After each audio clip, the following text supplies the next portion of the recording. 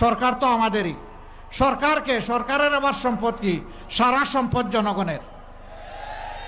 বলবেন যে এত এত জিনিস, চাকরিও দিবেন, শিক্ষাও দিবেন, আবার বিনা পয়সার চিকিৎসাও নিশ্চিত করবেন, টাকা পাবেন কই? টাকা জমা আছে কোথায় বলেন তো? না, তা বলতে পারবেন না। এই টাকা জমা আসে চোররা, লুটেরারা, ব্যাংক ডাকাতরা, শেয়ার মার্কেট লুণ্ঠনকারীরা।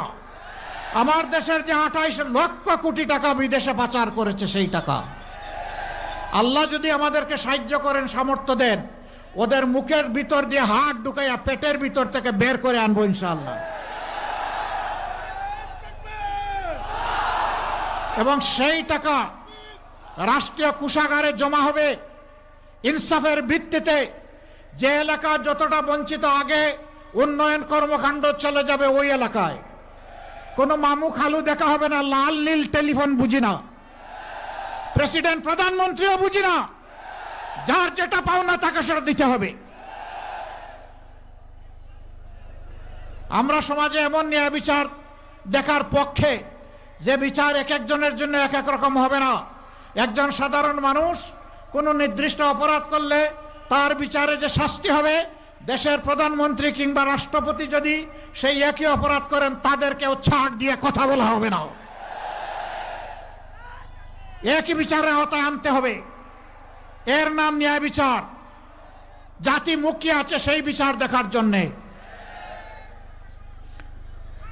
যারা তখনও দেশের টাকা চুরি করেছে, এখনো চুরি করে, যারা তখনও টাকা লুণ্ঠন করেছে, এখনো করে, যারা তখনও চাঁদাবাজি করতো, এখনো করে।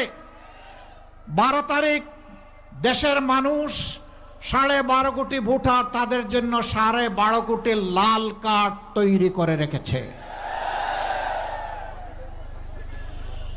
সম্মানিত ভাইরা, এই যুব সমাজ চিৎকার দিয়ে এখন বলছে, আমরা পুরানা বন্দোবস্তের পচা রাজনীতি আর দেখতে চাই না। আমরা নতুন রাজনীতি, নতুন বাংলাদেশ দেখতে চাই।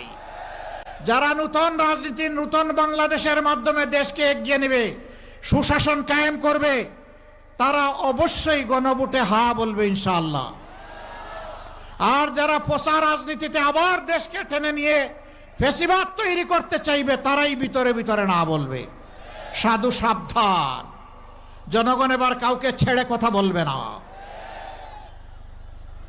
তাহলে 12 তারিখের প্রথম ভোট কিসে? ইনশাআল্লাহ।